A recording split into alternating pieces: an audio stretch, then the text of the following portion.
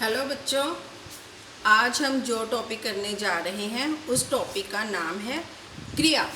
आपने इसे क्रिया नहीं बोलना है क्योंकि क्रिया शब्द पंजाबी में होता है। हिंदी में हम इसे क्रिया कहते हैं। यहाँ पर क के पैर में र है। क आधा है, र पूरा है। जो पैर में र होता है उसे हम पदेन र कहते हैं। इसे कहेंगे क्रिया। तो चलिए अब हम करते हैं क्रिया की परिभाषा।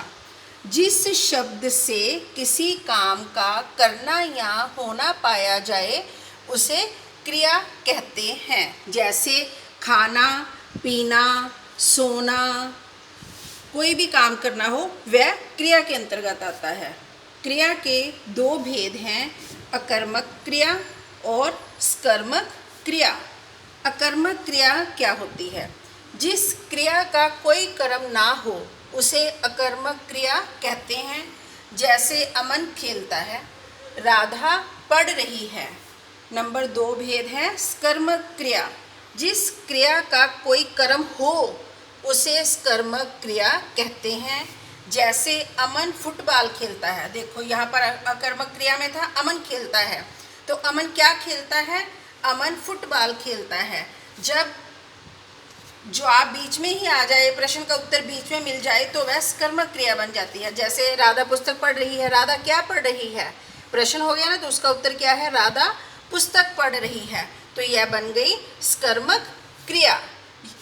आसान तरीका याद रखने का ये है कि सकर्मक क्रिया में कर्ता और कर्म दोनों मिलेंगे आपको। सकर्मक, साथ साथ, कर्ता और कर्म साथ साथ। इस तरह याद रखना आपको आसान हो जाएगा, आपको कोई कन्फ्यूज़न नहीं होगी।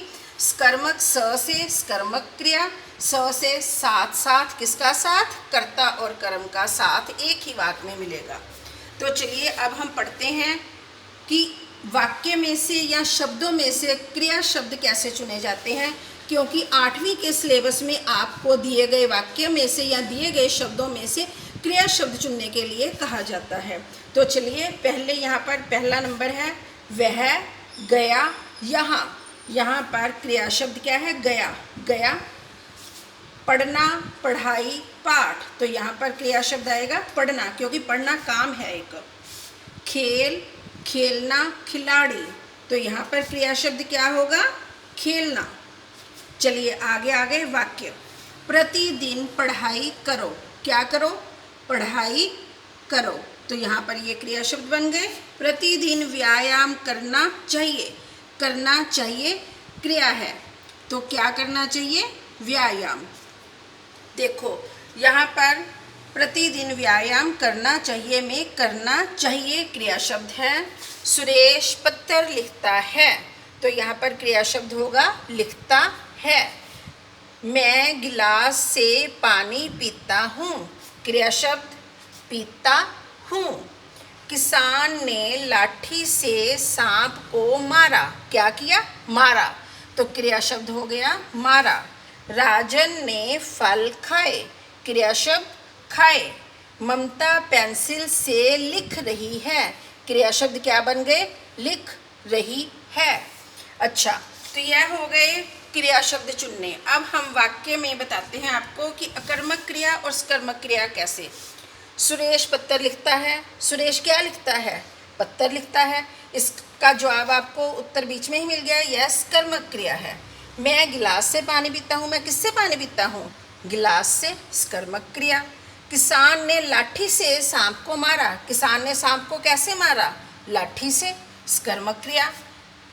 राजन ने फल खाए। राजन ने खाए करेंगे तो वाक्य अधूरा है। राजन ने फल खाए अकर्मक क्रिया है।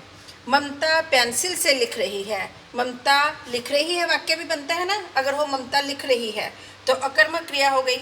ममता किससे लिख रही है? पेंसिल से।